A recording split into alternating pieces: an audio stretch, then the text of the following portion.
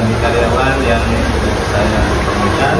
Syukur alhamdulillah kita pada pagi hari ini bisa berkumpul di tempat yang agak panas ya, rumahnya panas karena AC-nya masih belum diperbaiki. Ini ngapunten kata keterbatasan tempat juga. Oleh juga salawat dan salam semoga tetap tercurah kepada Nabi Muhammad SAW. Ini penyataan generasi yang berprestasi dan religius. Ini adalah visi sekolah, mencetak generasi yang berprestasi dan religius, kemudian kemarin yang bertakwa, bernalar kritis dan berprestasi.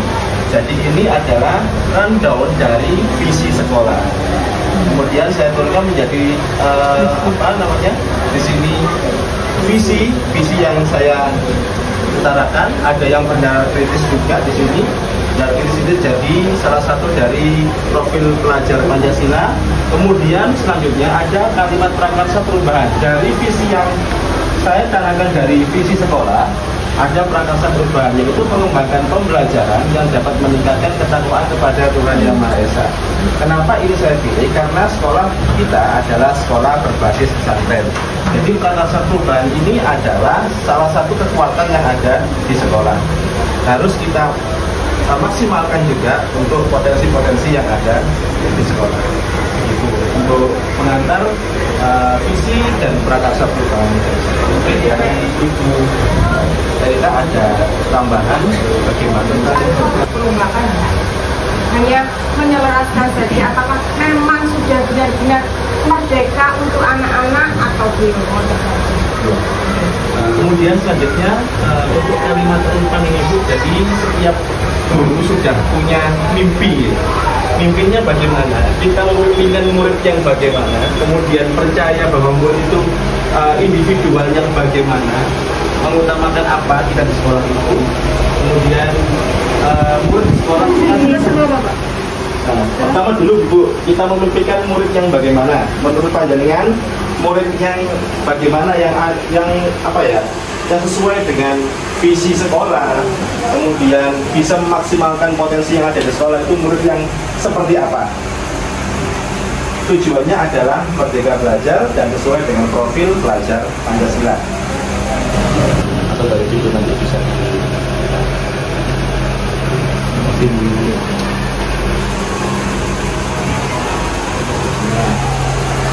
Ibu Bintari ini memimpikan murid yang kreatif dalam menyelesaikan masalah kontekstual dan berakhlak mulia. Ya, ada masalah kontekstual dalam pembelajaran Ibu.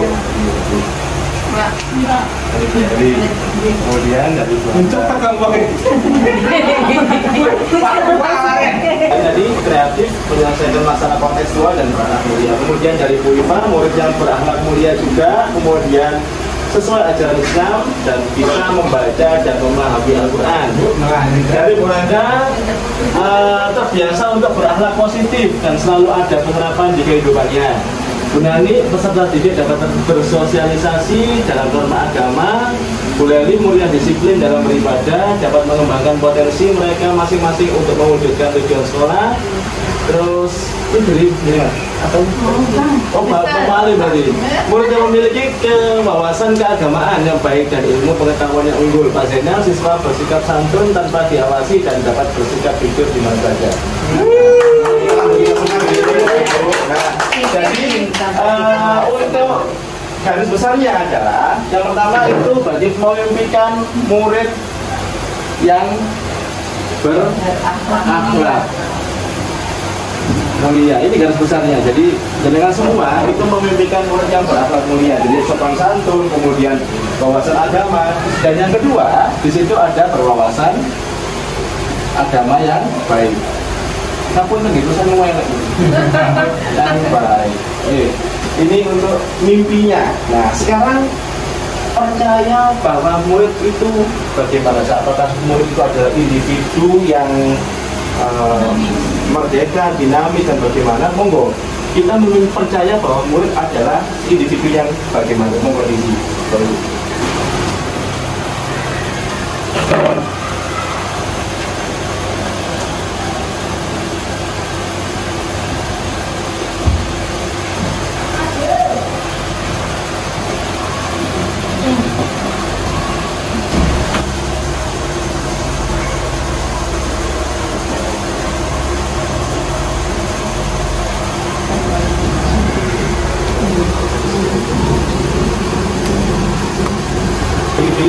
heterogen dengan macam-macam potensi yang berbeda-beda yang harus kita wadahi.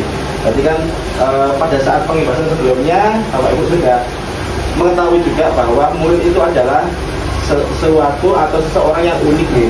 Jika di sini tuh ada 256 murid, berarti ada 256 keunikan yang ada di sekolah. Beserta Bapak Ibu guru jadi 300-an. 300 kepala dan ide yang harus kita pakai. Jadi yang handle itu kan juga unik. Nah, handle itu juga unik. Nomor 2, Anda peserta didik bisa menjadi manusia yang lebih baik untuk menunjang bekal kehidupannya di dunia dan akhirat. Kemudian Kubinari murid adalah individu yang dapat berkembang sesuai minat dan bakat masing-masing. Jadi percaya bahwa murid itu bisa berkembang, dinamis ya. Kemudian ini siswa bisa memiliki kemerdekaan berpikir manakala diberi sugesti soal dari gurunya yang mengembangkan berpikir luas. Ini jadi kemerdekaan dalam berpikir. Bunani siswa adalah individu yang berkarakter dengan didukung oleh lingkungan keluarga dan sekolah. Jadi pasti dari lingkungan sekolah itu juga ada keluarga yang harus mendukung siswa tadi. Ya, kalau dari keluarga tidak ada support, anaknya jadi mulai mari. Nah, individu yang mempunyai segi kreativitas tanpa batas. Yang nah, iya, berarti panjenengan semua di sini sudah mengetahui bahwa individu yang unik. Salah satu pasiennya murid-murid mudah diarahkan untuk berbuat baik meskipun mereka masih mudah terpengaruh. Iya, masih labil gitu. Iya. Jadi tadi itu garis besarnya adalah murid itu kepribadiannya unik, perlu dukungan keluarga, ya percaya begitu ya. Kemudian punya potensi yang harus dimaksimalkan, begitu nih Bapak Ibu. Nah, sekarang di sekolah ini kita mengutamakan apa? Yang dimaksud mengutamakan bagaimana?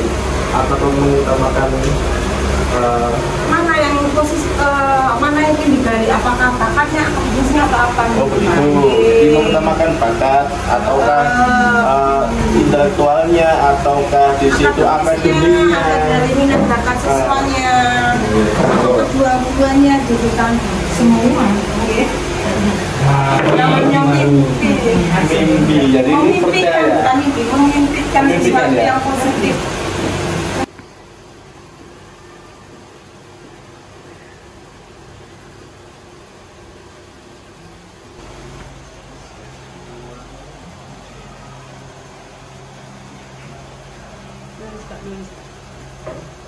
Pendidikan agama telah meninggalkan pencapaian akademik, berarti seimbang ya antara agama dan akademik. Kemudian sekolah mengutamakan keilmuan dan praktek KBM agama dan keagamaan seminat bakat supaya mereka bisa berkompetisi. Jadi di situ ada ilmunya, kemudian praktek ibadah.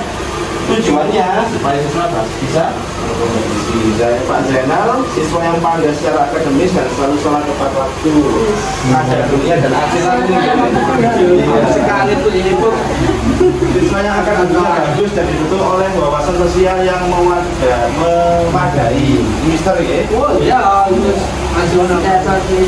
kemudian selanjutnya bulan siswa jadi kelebihan potensi di dirinya serta menambah value kelemahan personal siswa. Jadi menggali potensi dan mengurangi kelemahan. Buleli yang diutamakan adalah bakat, minat, intelektual, kepribadian dengan cara memberikan tauladan yang baik. Jadi guru juga harus memberikan contoh yang baik kepada siswa. Mengutamakan siswa yang mencerminkan sifat-sifat dalam Al-Quran sehingga bisa mengaplikasikannya di kehidupan sehari-hari. Jadi dari Al-Quran itu banyak nilai-nilai yang bisa dipelajari. Begitu ya Bapak Ibu ya. Nah, tepuk tangan dulu ya. Begitu. Selanjutnya konsentrasi. Nah, murid di sekolah kita sadar betul bahwa bagaimana? Sadar betul bahwa bagaimana? Yang sadar-sadarnya ya? Iya. Alurnya aja diajak gitu ya. Buat sekolah kita sadar betul bahwa mereka itu sebagai pribadi yang baik. Apakah pribadi yang pembelajar kah atau yang bagaimana? Mahasiswa masih kurang pede terhadap kemampuan mereka, jadi harus digali lagi potensinya, Bapak Ibu. Nah, ini selanjutnya murid sadar bahwa dirinya berpotensi dalam mengembangkan minat bakat, sama dengan Pak Jonal tadi, tapi harus digali lagi potensi yang ada di diri siswa. Selanjutnya ini Mister, mereka sudah memiliki kekurangan ilmu dan bimbingan dari jamnya dan belajar dengan disingkat-singkat. harus mematuhi semua aturan dan berkompetisi sesuai dengan bakat. Terus selanjutnya belajar. Setiap siswa mempunyai potensi belajar sesuai dengan minat masing-masing. Berarti di sini siswa itu kan harus difasilitasi, Bapak Ibu.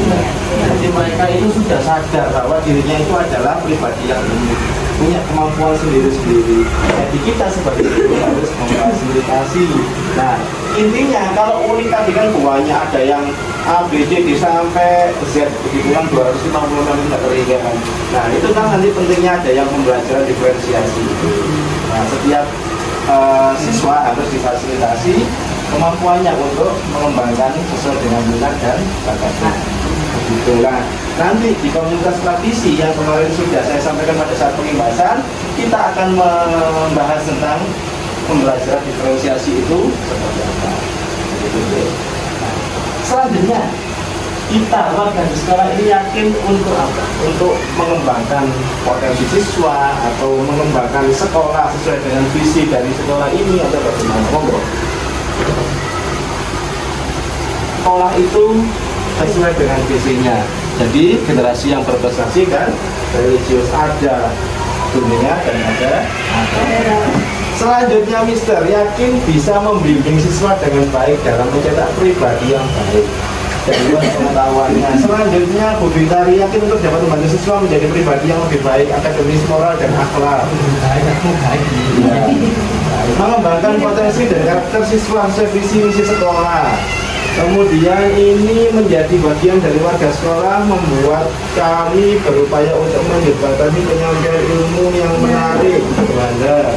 Kemudian untuk mengembangkan sekolah sesuai dengan visi misinya, mengembangkan individu dari segi guru maupun murid menjadi pribadi yang lebih baik untuk masyarakat sekitar. Jadi tidak hanya berguna bagi murid saja, tetapi untuk masyarakat sekitarnya.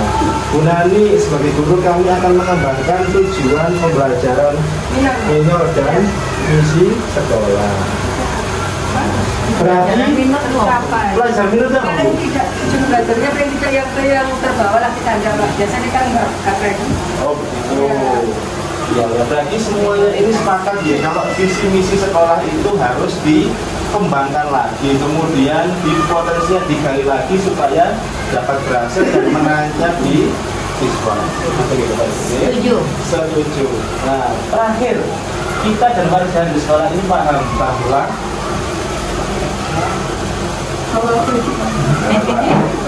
kita dan warga di sekolah ini paham bahwa bisa dilakukan visi misi itu bisa dicapai dengan baik tanpa dengan dukungan dari semua yang ada di sekolah.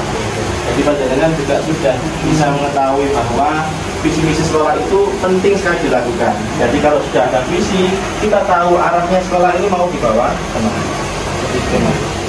Plus jadi guru yang kreatif. Iya, mana itu? Punya saya. Oh iya. Oh iya.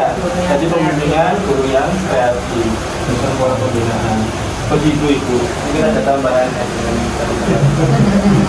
Kayaknya nggak ada perlu ditambahkan Bapak. Menurut pengamatan saya, apa yang disampaikan Pak Taufik barusan sudah sangat sesuai dan runtut.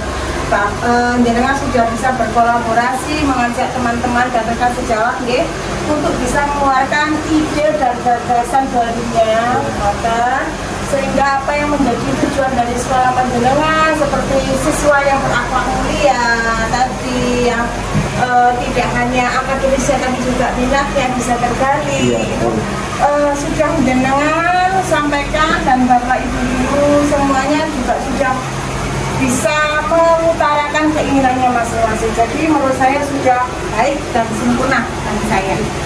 Dan tentunya kegiatan ini tidak akan bisa berjalan lancar, agar apa yang menjadi tujuan dari sekolah panjenengan itu bisa terwujud tanpa adanya kolaborasi dan kerjasama dengan seluruh komunitas yang ada di sekolah panjenengan. Itu saja. Terima kasih. Dukungan dari Bapak Ibu guru, karyawan itu sangat penting untuk mewujudkan visi misi sekolah. Jadi jika sudah ada visi dari sekolah, mohon kiranya sebisa mungkin kita sebagai warga sekolah mendukung supaya tujuannya tercapai. Kita super team, bukan superman. Ada tambahan dari Bapak Ibu mungkin yang perlu disampaikan berkenaan dengan diskusi kita pada siang hari ini? Monggo. Mister ya, saya senang ngomong. Dari luar negeri. Ini kalau bisa daftar mungkin mau nanti. Itu siapa gue? Terima kasih Bapak Ibu atas pencerahan kemudian tambahan ide dan gagasannya bagi sekolah kita yang sudah punya visi untuk menciptakan atau mewujudkan siswa yang berprestasi dan kemudian religius, jadi ada dunia dan akhirat itu seimbang ya. Terima kasih sekali atas kontribusi dan partisipasinya pada diskusi kali ini. Saya dari calon guru penggerak yang memimpin diskusi pada siang hari ini mengucapkan terima kasih banyak. Dan apabila ada salah kata dari saya mohon maaf sebesar-besarnya. Terima kasih. Assalamualaikum warahmatullahi wabarakatuh.